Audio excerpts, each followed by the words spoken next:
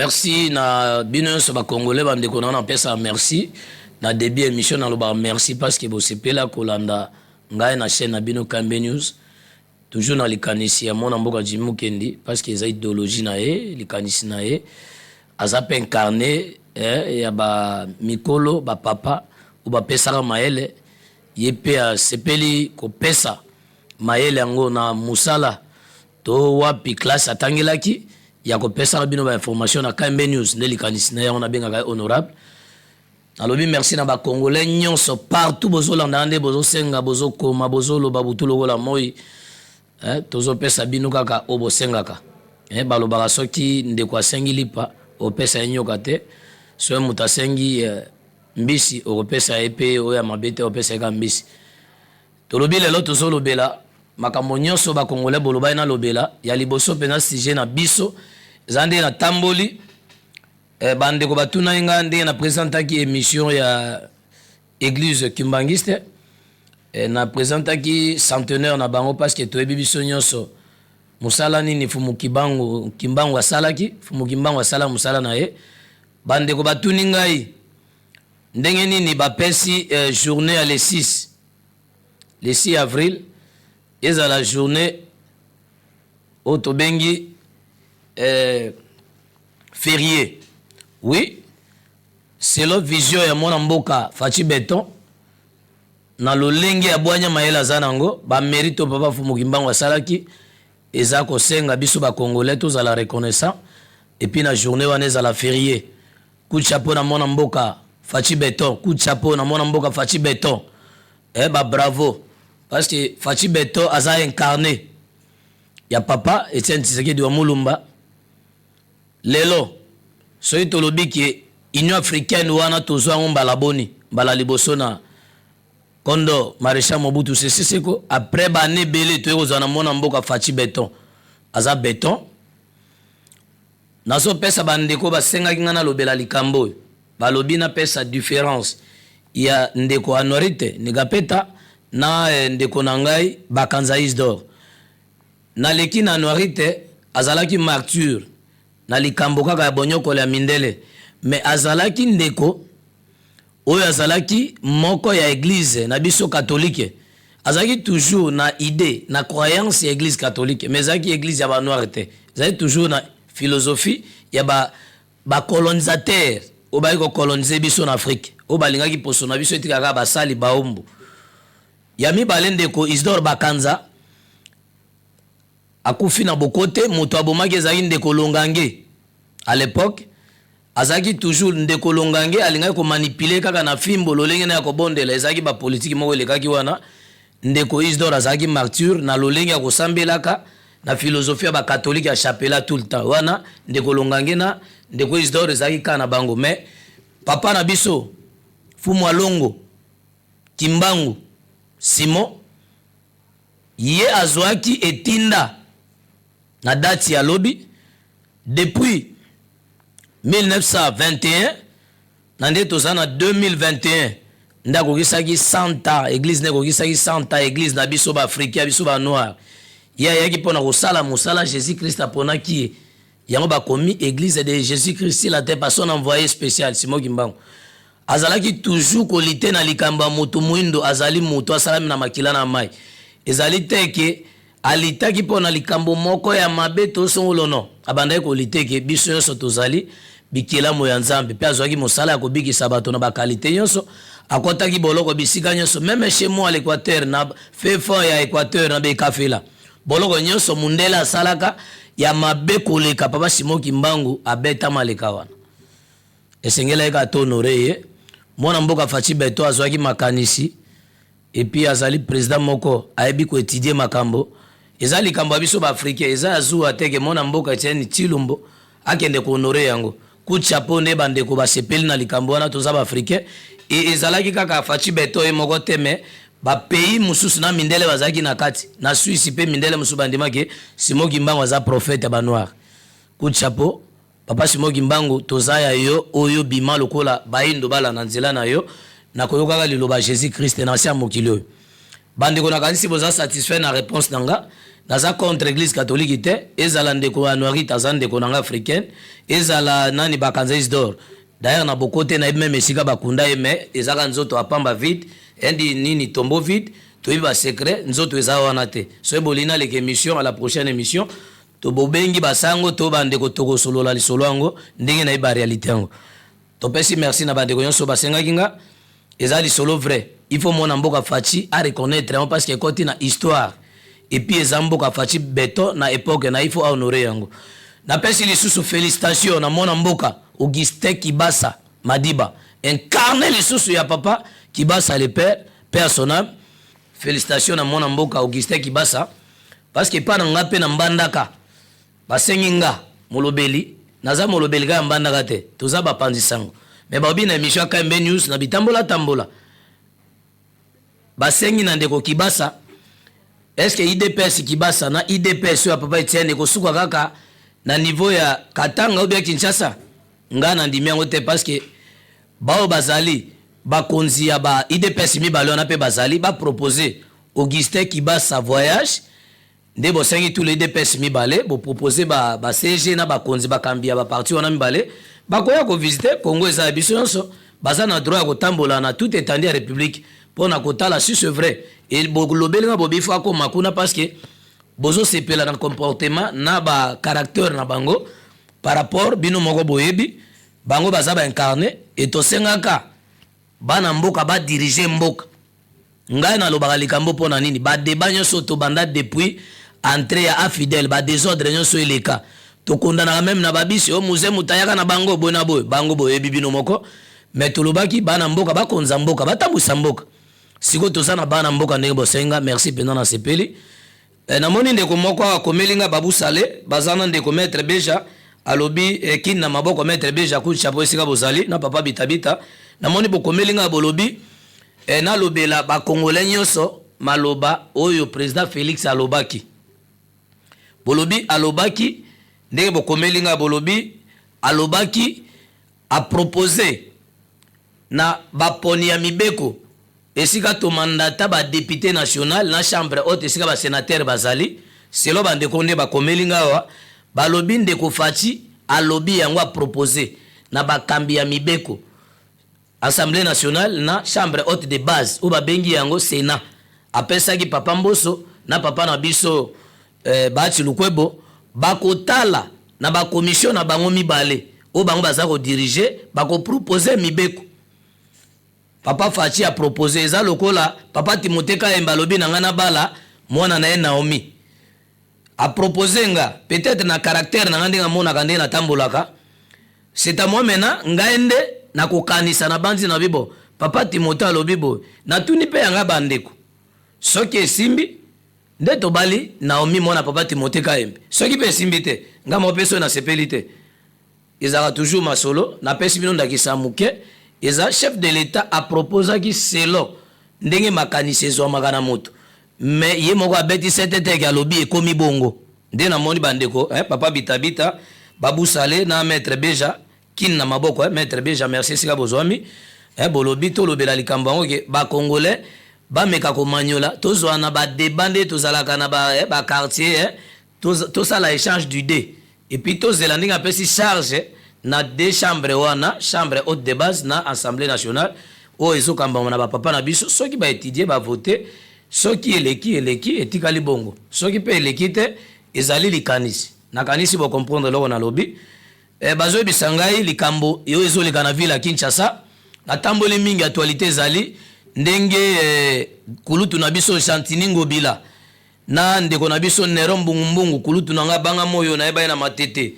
ku chapeau na kulutu na biso Nero Mbungu eli yambala ebele o na ebi social au sakanate mende ba komi na guerre yena kulutu na biso numéro 1 ya ville ya Kinshasa Chantiningo bilambaka ba peuple bazo sepela na comportement on a te soki za guerre d'esprit likambo wana itali penza ko servir mboka teto capitale ya Kinshasa te za distraction soki baza na likambo basengeli ko solola ou ndenge bandeko ba congolais ba proposer nga ndenge ndeko Nero Mbungu aza ko lobake kini bopeto ils ont un impact mogote, to ils ont un projet mogote, ils ont la visibilité te, nga na boy yangote. Ba Congolais pe ba boy yangote, mais ceux qui balingi ne ils pas bande ko na biso ba paya, to tangi te o mundele o muindo na ba pesa développer. Ba le kabango mi balé devant écran. Ou bien ba le kana conseil moko ya débat. To landa bango na zana raison te mais na niveau na bango ndenge to sali ba débat na ba peuple ya Kinshasa bande ko na biso akine to lobi chaîne na biso ezakine na biso KMB News ezakine na biso c'est pas ko lobela makambo ezotala mi pe Kinshasa biloko wana ezako réduire pouvoir na bino mibale ezo pesa impact na Kinshasa te boza ba autorité o boza bo sengeli ko za ba exemplaire et puis to benga kango lokola degré ya violence ya nini to benga ngo course au pouvoir na terme politique si Barter na koki kozwa le débat ya kofinga supérieur na été toza bato to tangi classe ceux qui boza na guerre d'esprit ou bien bozo la ba intérêt ya ba libanais po bande ko ba bisinga na loba ngana panza na sango bolimbisanga peut-être ndenge ndeko Gentili Bila apekisi ba sachet ba ma sachet peut-être ndeko Nerombu na confirmer te po lobilo ba otenga na lobby moko na bango mi balazo protéger ba libanais eza moi passe net leo na kuti bande ko nanga ba mongo boyi ba porter na zando na bakwa zando balobi babandaki ko sepela président Félix c'était même makambo nyonso asali et koti bango na mitema ba confirmer za président ba bisinga ngo pas même 2 heures du temps avant na passer na plateau de bozo landanga balobi nyonso président Félix azolaka azako respecter yango balobi état de droit ba mona bato bakangama to kotanga bango lisute musale zo continuer ko salama na IGF ku chapeau na papa na biso IGF commission ne kufate balobi facha lobaka likama mbongo ya l'état ezonga soko boy place ino eza na centre de rééducation na prison Makala tozo mona biso to ba congolais bande ko bakangami wana tolobi balobi lisusu ndeko fachi alongoli mesa sane na zando balobi mesa sane alingaki kozwa zando wana ekoma ya ye biso to futela na grand marché bande ko na ba congolais to bonde la pena pona mokonzi mboka ceux qui bande ko bauti boende baba sanku suba ikela bazo comprendre bongo biso ba kino tozo comprendre nini na profiter pour na pesa bande ko na mbote en passant bakolisa mayele parce que politique ya lobby ekozala nouvelle classe politique ndeto bandi ko comprendre bazo pesa mokonzi mboka fachi beto matondi ndeto bana lingala balobi matonde pa nzambe na ndeko fachi to betela maboko azape mokonzi to pesa pe mikolo ebele ndeko tosolo balikambo ndeko Nerombungu na kulutu Gentili Bila to sengi o ezata na distraction te na ville capitale soki likambo ezali pona mboka bosengeli kokutana na kati ya réunion na bino conseil de sécurité ya gouvernorat ya ville ya Kinshasa boki osola ba point wana bo arrêter ba idée et puis bo faire marcher mboka capitale na ndenge ya bakonzi bakambi mboka mais ndenge tosolo bozola na assemblée provinciale toujours makelele mais bango pe bango assemblée provinciale wana ndekulutu nangai pasteur Godin po osengeli pe ko convoquer bato wana soki makelele ezali convoquer bango mibale ezali motion d'information to benga motion d'information ba ye eza question orale likambo ezo tourner na ville ya Kinshasa botuni bango ba question wana eloko nezo marché te bino nde bo contrôler ka exécutif wana bobenga bango convoquer bango makelele wana esila eza ko sala distraction yango nde bato bazozela gouvernement ebima ndenge na oki bande ko balobi o gouvernement ebima o bo makelele nde bande ko basenganga lisolo mususu ya misato ezali gouvernement nazoleka na bitando pona opesa bino lisolo ya gouvernement ndeko Antoine Chilombo azali wana pona kosalaka violence na ba autorité to bien ba collaborateur na ete basangisi na ya makanisité asengeli koyokana na bango tolobaki premier ministre abima premier ministre Sam Jean-Michel Sam Lukonde azali premier ministre ndenge botuna kinga bolobi auta na composition nini ya parti politique nini ngana kolobango te wana babenga ba secret d'état bino moko boko juger vers la fin boko mona makambo parce que soka bimi premier ministre au servir mboka ndena na lobakawa eza sengo pona biso so ba congolais mais ceux qui zapon na obéir autorité morale na e Kinshasa ezalaka malamu so ba sepeli non na débit mais ceux qui obandi ko compliquer Kinshasa biso nyonso toza ba kinoa to vivre ba événement démocratique eza internet eza na époque ya maréchal Mobutu ke toki ko lobela makambo te to koma ko lobela liberté d'expression eza autorisé violence ya ba marche ndenge ezala bande ko fayulu basala sans cause eza mabe mais ceux tozo mona ke likambo eza bien te net ya gouvernement mutu nyonso alobi machine eza bloquée to ko lobela ngo mikolo ekoya tout Congolais a droit ya kosala pétition na lobaka tout le temps, même na premier ministre bosali mukanda tokia ko déposer na ba assemblée wana koleka nango, mais tozo senga ba faciliter président na biso tâche azana charge munene ya Union africaine. Et puis elingi koloba na mandat na ye ba violence ya ndenge tozo sepela nango te. Kulutu na biso premier ministre na biso to sepela ko za jeune 43 ans na loba na tout akatolo oza inongo nanga ngape 43 ans na botami le 20 août 78 toza ba inongo même génération. C'est la biso mosala faciliter tâche gouvernement ebima parce que ceux qui balobi machine les a bloqué par rapport circulation monétaire hein. Gouvernement kako ezaki ya calendrier zo sala ba faire courante. Moi mutabi misambongo te muto asala hein. Moi mouvement moi te tolingi makambo anesi la bob misela biso gouvernement chef de l'état zana wana ka boyele papier a signé et faciliter tâche ndebo publier gouvernement to sengi kala mingi te to banda kolobelango et puis ba bruit ya makasi ne peuple bandi kolobana za bien te to mekana no ko arrêter hémorragie wana po Congo na biso kende liboso to zana posa na mandat président Félix Union africaine et pesa la même ampleur na Afrique que Congo démocratique eza exemple ya suivre eza te ke to banda ko bloquer ko sala e ba biloko wana ba kale ko tiaka ba bikonongo eza bien te ndeko same ba sen gouvernement to sala na lombangu to présenter mokonza mboka pomboka na biso etambola liboso kande na lobaki ke bandeko nyonso bazo komelanga balobi na loba likambo ya masina kulu nezongi lisusu banda Petro Congo ti soki na maya nini bayebisaki nga wana babenga nga na koma mena obi na koya na butu te po bobisa makambo ya kuluna na tambola pe mingi na butu me mwa muke to banga penzo to zaka moko mais to senga ba konza la police na sepela na bandeko ya justice militaire bakenda ko kanga bakuluna na malweka. Moi j'étais là semaine passée bazui force bakangi bango malgré bambele bimaki bandeko ya justice militaire ku chapeau bakanga bakuluna mukolona kuluna makasi esilaki na kolakisa bino bapota bakuluna barataki nga semaine zo na zana ona likolo menza basungaki ke tango batelemisi nga bazui telefone bazui mwa mbongo na bango 3000 bazui ba biloko bango balingaka bon esengelaki na bango bazwa na kufite nzamba zwa lokumo mais tozo senga insécurité wana ezo uta wapi tozo yoka bazo benga bakuluna bakende soki na kanya makasi sekolona masango ekomi lokwa mwa publicité moko boye monsieur le président otala biso pe likambo yango toza kobokola bankoite ezate ke soki bakuluna ou bien bazana nzala baoki kuna baliaka 3 fois par jour ekomi pe lokwa mwa publicité na likambo yango eto mekanano kotala eza lokwa to pesa bango pe makasi ya basa kuluna poso bakangi bango bakende kanya makolia ka 3 fois par jour mais to resenga ki na gouvernement ko ya bosala emploi bosala quand même moi coup de force na emploi de façon que Congolais se retrouver ne fisque na kolia na yo bien social na ezampe na ndenge ya malamu to sengi bande ko nyoso bolobaki to loba makambo yango yango na lobby na profita ko bina ko bisa bino basango bino moko bosepela na Kambe News lelo na kanisi ba idée za wana insécurité général na biso ville à Kinshasa kulutu Silviano Kasongo mosala eza banda ko tambo ya malembe me sala lisusu ndingisa malamu ba mekanano ko kangela biso bakuluna wana et puis likambo ya tracasserie o ba komi ko benga Kinshasa péage komi na ville capitale na ba na nzela lutendele 500 francs pa ba police na bato aner na butu wana ezo la te na tambola ki lisusu même ngambo na pesa na place ya motard na kendaki kotala kuna ti na nzela chikapa obima bwa di masisi wana ipen na kendaki pe lisusu na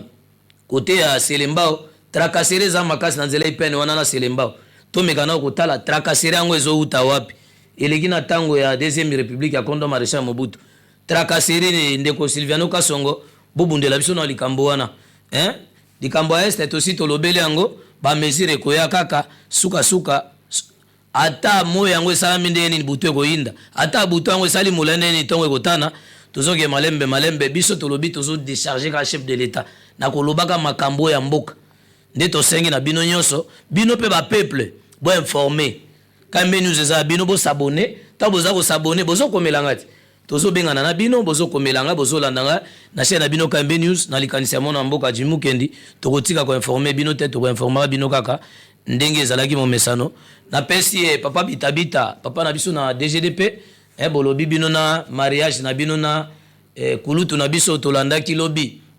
nkamba lora batimono akendaki pe ko kumisa likanisa mona mboka na pesi pe merci na institution nyonso ya Congo démocratique FARDC la police ba kondi nyonso ba ministre bakendaki lobi pona likambo mboka na nkamba to pesi bino longo ya mingi na pesi pe lisusu jenaji pe bongwangelo azwami pe na nkamba kuna na mama Sylvie bongwangelo bolobi boza pona ko servir pays bozalaki wana na lycée Mwangela mona poto auti Londres ye Kinshasa akepe nkamba kozwa bénédiction papa na biso Simoki Mbangu na pesi balandi nyoso akambe news mbote babazi na ngai ya Nilu ya Mbudi Claude bandeko na nyoso bangiloli Gédéon les enfoirés base Rwanda boza ebele bandeko ya Bibwa Badara sei mikondo boza ebele bandeko na benganga na maluku semaine bana papi mpiana les nobles mpiana bolobina ya kuna na maluku semaine ya vaisila na kozana maluku pona kozwa pe mbela na bino ko présenter na KMB News na pesi bino tozalaka coacher tozana bino bongoko poto eba nini o Congo esengeli na ngo pe tosalelo bana Congo balingi na pesi bino nyonso mbote bisika bozwami boza ebele bana poto ba mama Iza mwana ke malilo mama Melanie bino nyonso bisika bozwami mama Zaina Bolonzo na pesi bino mbote bandeko na nyonso ya pompage tokolobi ape tracasserie ya pompage onde bolobaki mukolo samedi na pesa bino numero kande ba ko melanga 081 788 62 35 81 788 62 35 so bokomi na kozwa na ko présenter na bitando tokutani na likanisi na réalisation papa na biso Timothée Kaembe nde tokutani samedi kandenge zala na pesi bino ciao KMB News.